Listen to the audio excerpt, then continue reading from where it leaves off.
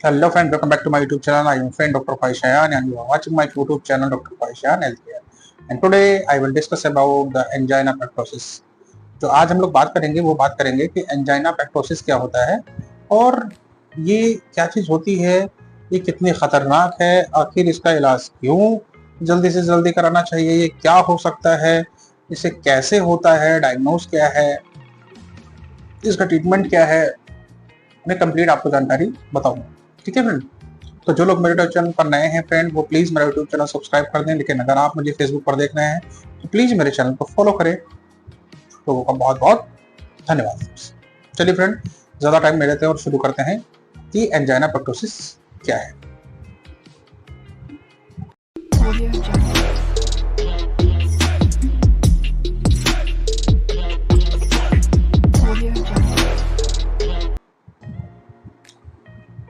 Friend, angina पेक्टोसिस ये एक cardiovascular disease है जिसमें होता क्या है कि आप में की जो खून की नसें हैं वो नैरो हो जाती हैं, छोटी हो जाती हैं। जो खून ले जाती हैं वो नैरो हो जाती हैं, छोटी हो जाती हैं, जिससे ब्लड जितना मिलना चाहिए हार्ट को, आपके दिल को, उतना नहीं मिल पाता है, जिसकी वजह से आपको एंजाइना या सीने में दर्द होता है। हर सीने में उठने वाला दर्द हार्ट अटैक नहीं होता, नहीं होता, नहीं होता। ठीक है, एंजाइना पेक्टोसिस में होता यह है कि आप और हम सब जानते हैं कि हमें जिंदा रहने के लिए हमारी बॉडी में हार्ट का काम होता है। वो पूरी बॉडी में, पूरे अंगों में, एक एक जगह पर वो हमें खून भेजता है नसों के जरिए से, और ये नसें जो होती हैं खून ले जाती हैं पूरे अंगों में। ऑक्सीजन की जरूरत पड़ती है हर ऑर्गन को जिंदा रहने के लिए, और ये ऑर्गन खून के जरिए दिल हमारे पूरे ऑर्गन में भेजता है। और खुद हार्ट को जिंदा रहने के लिए प्रॉपर ऑक्सीजन की जरूरत पड़ती है, प्रॉपर खून की जरूरत पड़ती है। कभी ऐसा हो जाए कि आपके हार्ट को जितना खून चाहिए उतना खून नहीं मिल पा रहा है, और वो नहीं मिल पा रहा है, इसके पीछे रीजन ये होता है कि जो खून ले जाने वाली नसें हैं वो नैरो हो गई हैं या ब्लॉक हो गई हैं, उनमें ब्लॉकेज आ गया है। तब आपकी जो ये कंडीशन है वो आपकी एंजाइना पेक्टोसिस कहलाती है। एंजाइना पेक्टोसिस कब होता है? जब आपकी खून की नसों में ब्लॉक बन जाता है, और ये ब्लॉक आपकी डेड सेल्स की से बनता है, आपकी प्लेटलेट की वजह से बनता है, कोलेस्ट्रॉल की वजह से बनता है, और अलग अलग चीजों से भी बनता है। ये ब्लॉक आपके खून की नसों में, आपकी आर्टरीज में धीरे धीरे बनता रहता है, और इसमें कैल्शियम डिपॉजिट होने पर ये बढ़ता रहता है।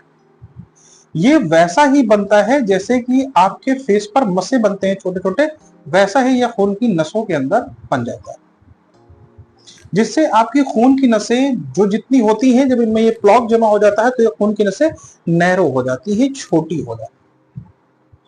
ठीक है, जिससे खून जितना हार्ट को चाहिए उतना नहीं मिल पाता, और जब नहीं मिल पाता तब हमें सीने में दर्द, बेचैनी, सांस लेने में घबराहट, ये सारी चीजें होने लगती है। मैं फिर कहूंगा कि हर सीने में उठने वाला दर्द आपका एंजाइना नहीं होता, ओ सॉरी, हार्ट अटैक नहीं होता। ठीक है, और इससे बड़ी बात, जो ये मस्से बनते हैं या ये जो पिंपल जैसा बनता है, ये आगे चल के अगर आपने इसका इलाज नहीं कराया तो आगे चल के ये बस्ट हो सकता है, फूट सकता है। वैसे ही जैसे आपके पिंपल फूटते हैं, उनमें ब्लड निकलता है थोड़ी देर के लिए, फिर वहां पर भी वो जम जाता है थोड़ा सा, वैसे ही यहाँ पर भी होता है कि प्लेटलेट और चीजें आके इसको भी जमाती हैं और ये पूरी तरीके से ब्लॉक कर देती हैं। और जब ये ब्लॉक कर देती है वेन को, आर्टरीज को, तब आता है हार्ट अटैक। हार्ट की खून ले जाने वाली जो जो मेन 3 नसें होती हैं, उनमें ब्रांचेस निकली होती हैं बहुत सी। तो जितना ब्रांच के पास में ये ब्लॉकेज रहेगा उतना खतरनाक, जितना दूर रहेगा उतना कम खतरनाक, उतना कम घबराहट वाला हार्ट अटैक। लेकिन हार्ट अटैक होता है। लेकिन ये तब होता है जब आप इसका इलाज नहीं कराते। तो आप फिर समझ लें, ये एक बेसिकली ये डिजीज भी ना कहकर ये एक सिम्टम्स है, तो ये बताता है कि आपके हार्ट के साथ में कुछ ना कुछ तो चल रहा है, और इसे आपको देखना है कि ये क्या चल रहा है और क्या हो रहा है, क्यों हो रहा है। इसमें जरा सा भी नजरअंदाज करना आपकी हार्ट के लिए और आपकी सेहत के लिए खराब हो सकता है। ठीक है, अब आता है कि अगर आपको ऐसी कोई कंडीशन हो रही है तो फिर कैसे हमें पता लगाना चाहिए कि भाई हमें ये एंजाइना तो नहीं। कुछ सिम्टम्स आपको दिखाई पड़ेंगे जब आप चलेंगे या सीढ़ियां चढ़ेंगे। तो हो सकता है कभी कभी शुरुआत में आपको चलने पर ऐसी प्रॉब्लम ना आए, लेकिन सीढ़ियां चढ़ने पर, दौड़ने पर आपको दर्द हो सकता है, चेस्ट में दर्द हो सकता है। ठीक है, तो या आपको दौड़ने पर दर्द हो सकता है, दिल की धड़कन बढ़ सकती है। तो अगर ऐसा कुछ हो रहा है तो आप अपने नजदीकी डॉक्टर से मिलेंगे। डॉक्टर के पास जब आप जाएंगे, शॉर्टनेस ऑफ ब्रीथ भी इसमें होता है, दर्द भी होती है, घबराहट भी होता है। जब आप डॉक्टर के पास जाते हैं तो डॉक्टर्स कुछ टेस्ट करते हैं ये पता लगाने के लिए कि क्या है। उससे पहले ये बता दें कि एंजाइना जो है ये कुछ प्रकार होते हैं, stable angina, unstable angina, variant angina, post prandial angina. ठीक है, जिसमें से कॉमन जो है स्टेबल एंजाइना और अनस्टेबल एंजाइना ही होता है।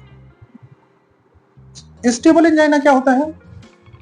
स्टेबल एंजाइना का मतलब ये होता है कि अगर आप जो है प्रॉपर बैठे हैं, आपको कोई प्रॉब्लम नहीं हो रही है, लेकिन अगर आप जब चल रहे हैं, दौड़ रहे हैं, सीढ़ियां चढ़ रहे हैं तो आपको हार्ट में दर्द हो रहा है, चेस्ट में दर्द हो रहा है, तो उसे स्टेबल एंजाइना कहते हैं। आपने आराम किया और ये दर्द चला गया, आपने दवा ली और ये दर्द चला गया। अनस्टेबल एंजाइना में कुछ भी क्लियर नहीं होता है, बैठे हुए दर्द हो सकता है, दवा भी ले रहे हैं फिर भी दर्द हो सकता है, हर तरफ से ये हो सकता है। इसे अनस्टेबल एंजाइना कहते हैं। पोस्ट पेरेंडियल एंजाइना तब देखा जाता है जब आपने खाना खाया और आपके खाना खाने के बाद में ये दर्द आपका उठने लगा, इसे पोस्ट पेरेंडियल एंजाइना बोलते हैं। ठीक है, इसके अलावा अब हम आते हैं कि डॉक्टर्स जो है क्या कहते हैं, किस तरह से इसका पता लगाते हैं। पता लगाने के लिए कुछ डॉक्टर्स टेस्ट कराते हैं। फर्स्ट आपका ईसीजी टेस्ट होता है कि ईसीजी से ये देखा जाता है कि आपके हार्ट में क्या चल रहा है, क्या घट रहा है। फिर ईसीजी के बाद में एक टेस्ट होता है 2D इको, एक तरह की सोनोग्राफी होती है, हार्ट की सोनोग्राफी होती है, जिसमें ये पता लगाया जाता है कि आपके साथ में, दिल के साथ में क्या क्या घट रहा है।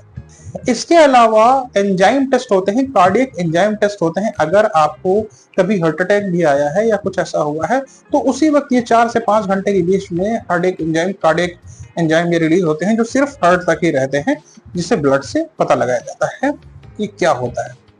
मान लीजिए अगर ट्रोपोनिन टेस्ट होता है जैसे, ठीक है, ट्रोपिक, तो मान लीजिए कि अगर आपको ये सारे टेस्ट नॉर्मल आ रहे हैं, फिर भी इसका मतलब ये नहीं है कि आपके दिल के साथ में कुछ नहीं घट रहा है।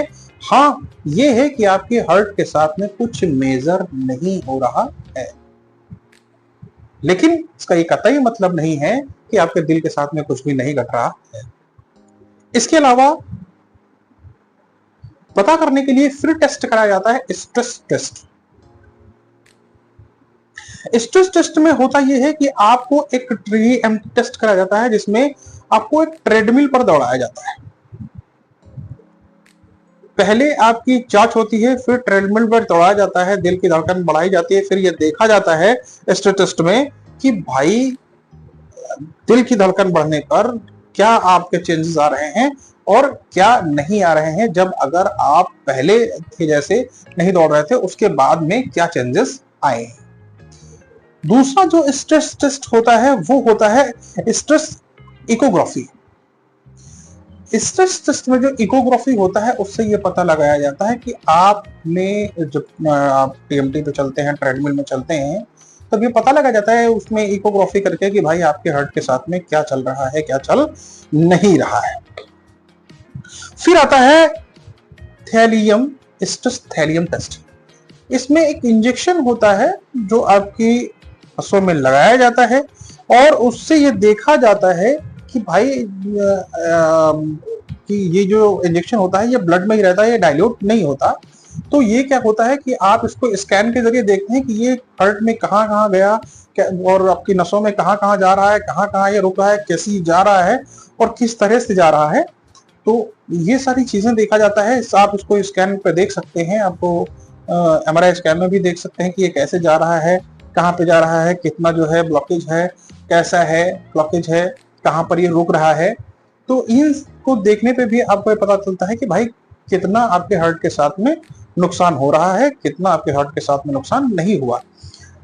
देखा ही जाता है जब इकोग्राफी में कराया जाता है कि आप में जहां पर हार्ट में ऑक्सीजन अच्छे से नहीं मिल रहा होगा, वो एरिया अच्छे से वर्क नहीं कर रहा होगा, वो कम काम कर रहा होगा। लेकिन मान लीजिए स्ट्रेस टेस्ट में भी ये तीनों टेस्ट जो है आपके सही तरीके से आ रहे हैं, फिर भी ये जरूरी नहीं है कि आपके हार्ट के साथ में कुछ गड़बड़ नहीं है।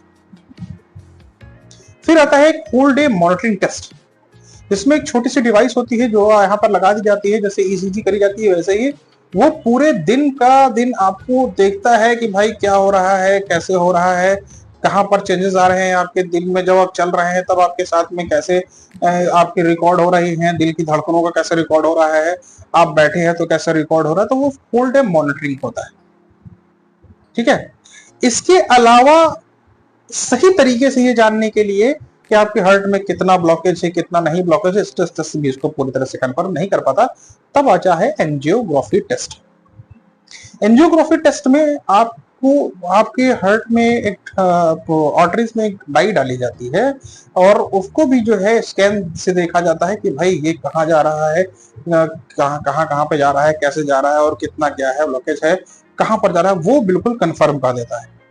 इसके अलावा एंजियोग्राफी दूसरी तरह से जो होती है वो सिटी एंजियोग्राफी होती है, जिसमें डाई आपकी एंजियोग्राफी से, जो नॉर्मल एंजियोग्राफी है उस एंजियोग्राफी से 8 से 10 गुना ज्यादा डाई लगती है। लेकिन ये कभी कभी खतरनाक भी हो सकती है उनके लिए जिनका किडनी खराब है या किडनी थोड़ी कमजोर है या किडनी में कोई मसला चल रहा है, तो उसके लिए पहले किडनी के टेस्ट होते हैं, क्रेटनिन देखा जाता है कि क्या नॉर्मल क्रेटनिन है या नहीं है, दे सकते हैं या नहीं दे सकते हैं, तो ये देखा जाता है, ठीक है। उसके बाद ही ये सिटी एंजियोग्राफी होती है। इसमें भी यही होता है, देखना पड़ता है कि भाई कैसे कहाँ पर जा रहा है और कितना ये डाई आपकी आर्टरीज के जरिए हार्ट के उन हिस्सों में जा रहा है, कहाँ कहाँ पे जा रहा है, कहाँ पर ब्लॉकेज है, हार्ट के किस हिस्से में ब्लॉकेज है, किस आर्टरीज में ब्लॉकेज दिखा रहा है। असल में ये कोरोनरी आर्टरी डिजीज जैसा ही होता है, तो ये कहाँ कहाँ पे जा रहा है, कितना जा रहा है, ये सारी चीजों को दिखाता है फ्रेंड्स, ठीक है। तो ये तो रहा आपका एंजाइना में कैसे आपको एंजाइना पता करते हैं। अब आता है कि डॉक्टर्स इसका ट्रीटमेंट कैसे करते हैं। जब आप डॉक्टर के पास जाते हैं तो डॉक्टर इन सारी चीजों को देखते हैं, उसके बाद में आपको दवा देते हैं कि क्या चल रहा है, कैसे चल रहा है। कभी कभी ये सर्जरी तक भी जाता है, ब्लड में पतला करने की भी दवा चलती है, खून पतला करने की भी दवा चलती है, और इन सारी चीजों को, आपके शरीर में कोलेस्ट्रॉल को कम करने की दवा चलती है। ये सारी चीजों को डॉक्टर्स आपको देखते हैं, जैसा आपकी कंडीशन होगी डॉक्टर वैसा ही इलाज आपका करते हैं। तो अगर आपका कोई भी क्वेश्चन है, कोई भी सवाल है आपके इस एंजाइना को लेकर, तो आप प्लीज मुझसे पूछ सकते हैं। मुझे कमेंट में जो है अपना कमेंट बॉक्स में अपना कमेंट को छोड़ सकते हैं, ड्रॉप कर सकते हैं, मैं देखकर आपको जरूर जो है उसका आंसर दूंगा, ठीक है। और आप लोगों से एक इल्तिजा मेरी ये भी है कि जिन्होंने अभी तक मेरा यूट्यूब चैनल सब्सक्राइब नहीं किया है वो प्लीज मेरा यूट्यूब चैनल सब्सक्राइब कर दें, और मुझसे आप किसी भी डिजीज के बारे में पूछ सकते हैं, इंशाल्लाह जरूर उसका जो है जवाब दिया जाएगा। तो आज के लिए फ्रेंड्स इतना ही, और जिनको भी हार्ट की दिक्कत है वो अपने नजदीकी डॉक्टर से जरूर मिल लें, अपने मेडिकल कॉलेज में जाके अपने नजदीकी कार्डियोलॉजिस्ट से मिलकर, ठीक है, या अपने फैमिली डॉक्टर से मिलकर कैसे क्या होता है इन सब चीजों से मिलकर आप जल्द से जल्द इसका इलाज कराएं, और इसमें जरा सी भी आपको कोताही नहीं करनी है, जरा सी भी आपको लापरवाही नहीं करनी है। उम्मीद है कि आपको हमारा वीडियो पसंद आया होगा, और अब तक आपने हमारा यूट्यूब चैनल सब्सक्राइब कर दिया होगा, और हमको पता है कि आप हमें जो है डिसअपॉइंट नहीं करेंगे। तो आप लोगों का बहुत बहुत शुक्रिया, धन्यवाद। फिर मिलते हैं किसी और वीडियो में किसी और दिन, तब तक के लिए अल्लाह हाफिज, नमस्ते, सत श्री अकाल।